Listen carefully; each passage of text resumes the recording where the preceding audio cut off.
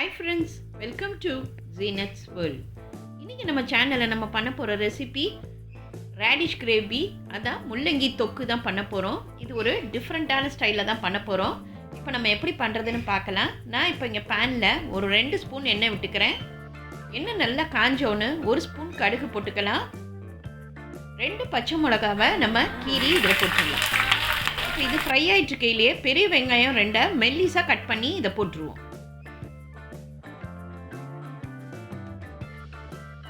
இப்போ இதை லேசாக நம்ம வதக்கிட்டு இருக்கையிலேயே உப்பு தேவையான அளவு போட்டுடலாம். அப்போ தான் வெங்காயம் நல்லா ப்ரௌன் ஆகும்.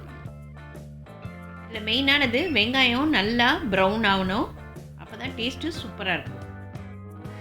இப்போ வெங்காயம் நல்லா ப்ரௌன் ஆயிடுச்சு. இப்போ நம்ம முள்ளங்கியை சின்ன சின்னதாக கட் பண்ணி வச்சுருக்கோம் பாருங்கள். இதை நல்லா கழுவிட்டு இப்போ நம்ம இதை போட்டுடலாம்.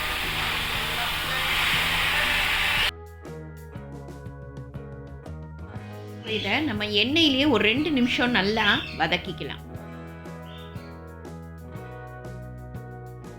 1/2 கிளாஸ் தண்ணி ஊற்றி ஒரு 5 நிமிஷம் நம்ம மூடி போட்டு இதை வேக விட்டு எடுத்துருவோம்.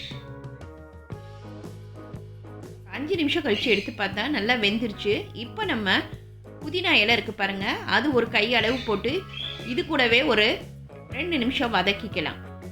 இந்த முள்ளங்கியில் ஒரு ஸ்மெல் வரும் பாருங்கள், சில பேருக்கு அது பிடிக்காது. அதனால இந்த புதினா போட்டோன்னா அந்த ஸ்மெல் அதை எடுத்துரும். இப்போ நம்ம பெரிய தக்காளி 2 கட் பண்ணி அதையும் இதில் போட்டுடலாம். இப்போ இதோடு சேர்ந்து இதுவும் வதங்கட்டும். இப்போ நம்ம மசாலாவெல்லாம் போட்டுடலாம். மிளகாய்த்தூள் 1 ஸ்பூன், மல்லித்தூள் 1 ஸ்பூன், மஞ்சத்தூள் 1/2 ஸ்பூன். இப்போ இது கூடவே ஒரு நெல்லிக்காய் சைஸ் அளவு புளியை தண்ணியில் கரைச்சி அதையும் நம்ம இதோட ஊற்றிடலாம். இதை எல்லாத்தையும் சேர்த்து நம்ம நல்லா கிளறி விட்டுடலாம்.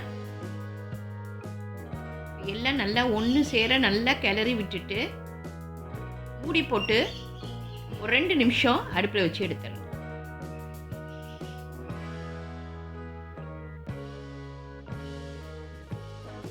இப்போ நல்லா மசாலா எல்லாம் ஒன்று சேர்ந்துருச்சு பாருங்கள். சூப்பராக நல்ல வாசனை வருது. முள்ளங்கி பிடிக்காதவங்களுக்கு நீங்கள் நான் சொல்கிற மாதிரி இந்த மாதிரி நீங்கள் செஞ்சு கொடுத்தீங்கன்னா கண்டிப்பாக அவங்களுக்கெல்லாம் பிடிக்கும். சப்பாத்தி, பூரி, சாதத்துக்கெல்லாம் இது சூப்பராக இருக்கும்.